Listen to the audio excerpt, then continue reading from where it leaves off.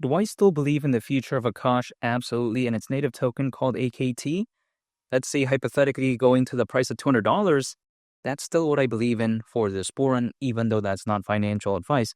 Now I get it. First of all, $200 may seem a little bit insane because that is currently around a 130x from here. But even besides that, I don't think it's that crazy, especially when I consider the fundamentals of Akash. And let me explain what I mean by this.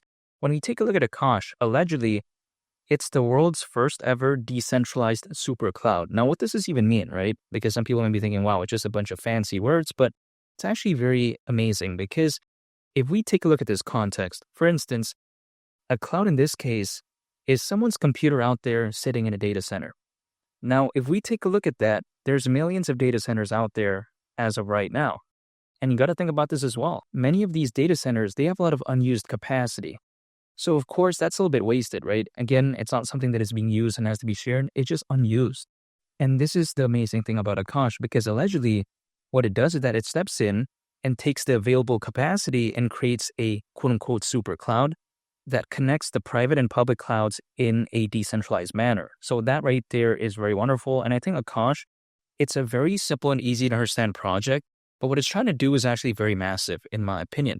Now, let's not forget, it's even been stated that Akash, at least one of the benefits of it, is giving better access to resources, like for instance, getting GPUs. Now, GPU stands for graphic processing unit, but even besides that, for in the case of AI. Now, I get it. A lot of these AI projects, they're not doing that good. And even though there's a slight recovery, many of them are still down, along with a bunch of other altcoins. So I don't think it really is the end for AI, and let alone, the crypto space overall. But even besides that, the AI market is predicted to be worth nearly $2 trillion by 2030, according to Granby Research. Now, we just got to let this sink in. $2 trillion, that's a very massive amount, at least nearly, because we take a look at the GDP of Brazil, back in 2024, that was around $2 trillion, and Brazil is very amazing. So I think that, if anything, truly puts into perspective that, that valuation for AI, man, that's very fantastic, at least the hypothetical valuation of it, I should say, in the future. But even besides that, Akash claims to be the world's premier decentralized compute marketplace. And a compute marketplace, by the way, is a platform where people can buy and sell computing power. So yeah, again, Akash, it's trying to do revolutionary things, and I do like that.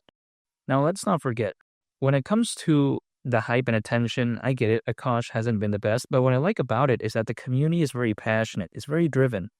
So unlike other projects out there that are these utility-driven projects, they don't feel like they have that type of drive, that type of energy.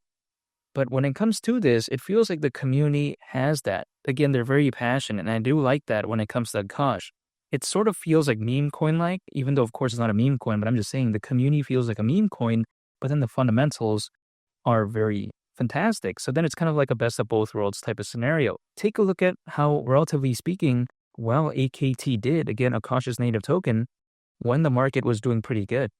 It somewhat went along with the ride. So it's kind of historically proven that, when the market did do pretty good, this got some of the attention. Now, historical greatness or historical, performance doesn't necessarily guarantee future performance in the same way.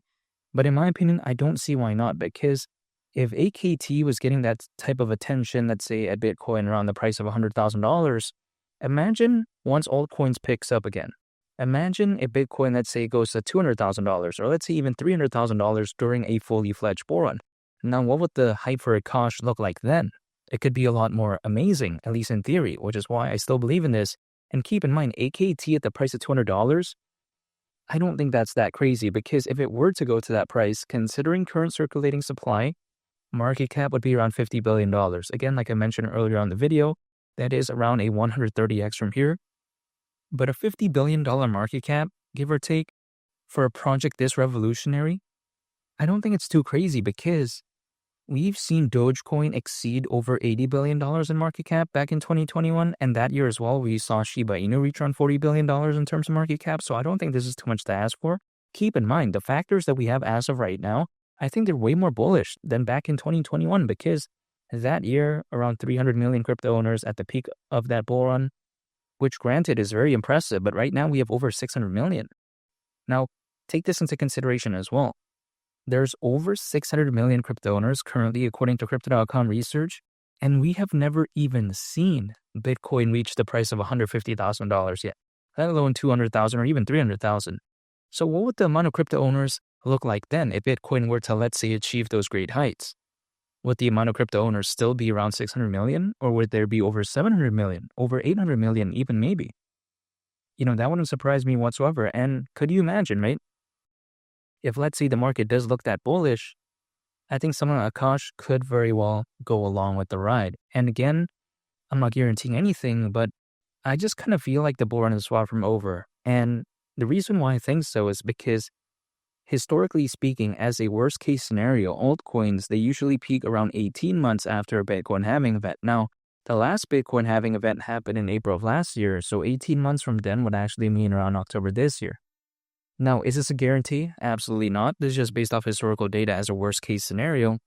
But I'm going to pay attention to that nonetheless because, sure, things could be different this time around, but you know what? With all those bullish factors, like for instance, the Bitcoin ETF, the Ethereum ETF, also what the Solana ETF could hypothetically bring for the future of the crypto space, and also Solana, at least I'm talking about the Solana ETF and its potential in Canada. That right there, I think, is going to be very amazing, not to mention the amount of crypto owners, the amount of institutional investors, the amount of enterprise adoption. I just kind of feel like around $100,000, I highly doubt that was the quote-unquote peak for Bitcoin during this bull run, with all those bullish factors. Is this bull run going to end eventually? Absolutely.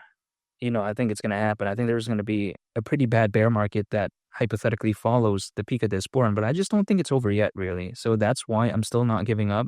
I still believe in Akash.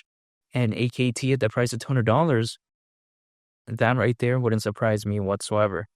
And make sure to subscribe if you gain value from this video. I'd greatly appreciate it. It's Bang the Captain, and I'll catch y'all on the next one. I'm out. Peace. Bye.